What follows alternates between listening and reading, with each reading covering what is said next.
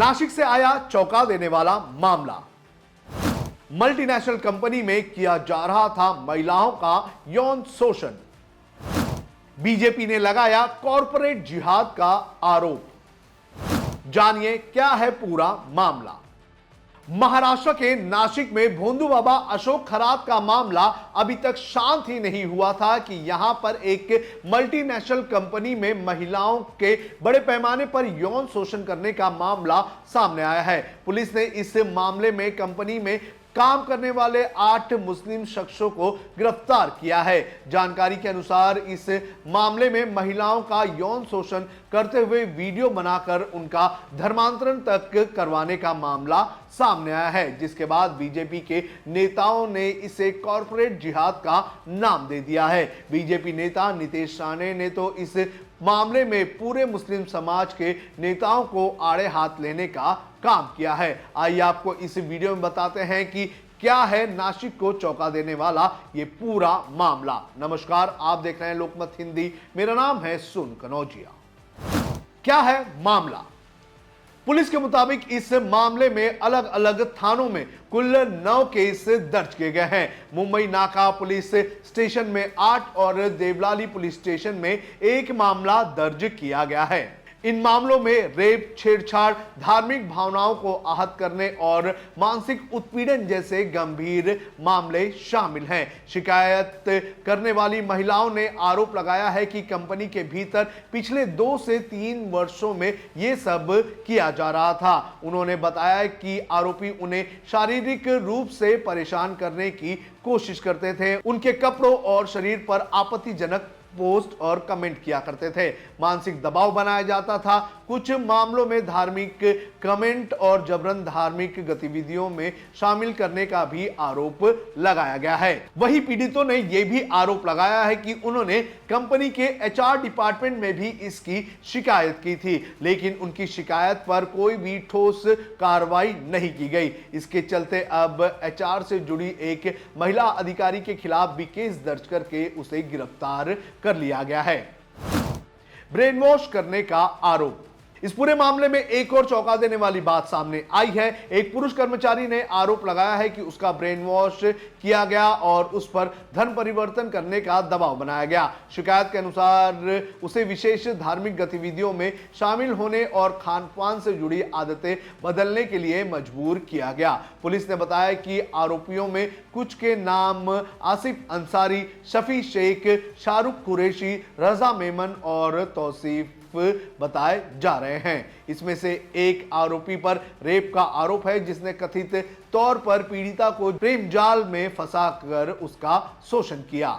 शिकायत करने वाली महिलाओं की उम्र आमतौर पर 18 से 25 वर्ष के बीच बताई जा रही है। पुलिस को शक है कि ये घटनाएं साल 2022 से लगातार हो रही थी। पीड़ित में से कई आर्थिक रूप से कमजोर महिला हैं, नौकरी की जरूरत के कारण कंपनी में काम कर रही थी। पुलिस ने क्या एक्शन लिया ये भी आपको बता देते हैं।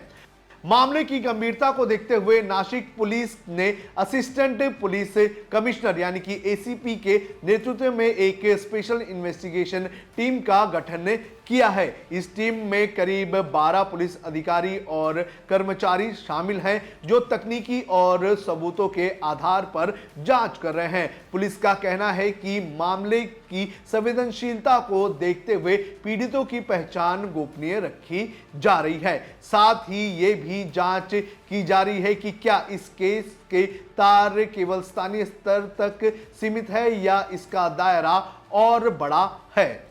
वहीं आरोपियों की ओर से पेश वकील का कहना है कि वर्कप्लेस के फ्रेंडली माहौल के कारण गलतफहमी भी हो सकती है। उनका कहना है कि एफआईआर सामने आने के बाद स्थिति साफ होगी।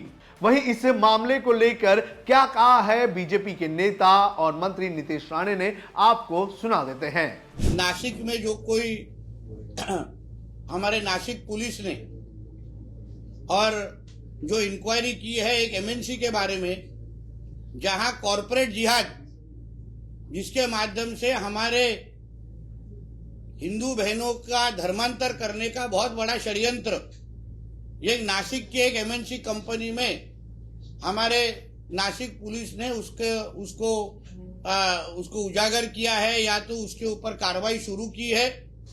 उस कार्रवाई के अंतर्गत इतना स्पष्ट हो चुका है कि कॉरपोरेट जिहाद के माध्यम से हमारे हिंदू बहनों की जिंदगी खराब करना, उनको धर्मांतर करना, ये इस तरीके का बड़ा षड्यंत्र सामने आया है।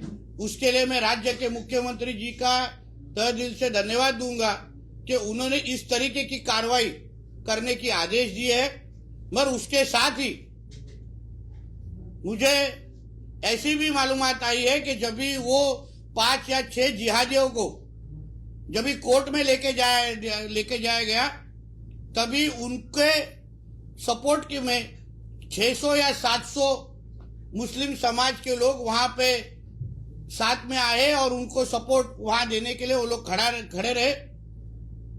मुझे आश्चर्य इस चीज का लगता है, अगर जिहाद करने वाले लोगों का समर्थन देने में 600-700 लोग अगर जमा होते होंगे, तो फिर हम जिस हिंदू मुस्लिम के बारे में बात करते हैं या तो जिस भाईचारा के बारे में बात करते हैं, सर्वधर्म समभाव के बारे में बात करते हैं, फिर मुस्लिम समाज के जो कोई जानकार लोग हैं वो इस चीज को समर्थन करते हैं क्या, ये प्रश्न मेरे को इस वक्त पूछना है। जिस तरीके से सबको हायर किया जाता है, फिर ये कुछ गिने चुने जो जिहादी है इनमें कॉन्स्पिरेसी ये लोग तैयार करते हैं, प्लान तैयार करते हैं कि कौन से हिंदू बहनों को टारगेट करना है।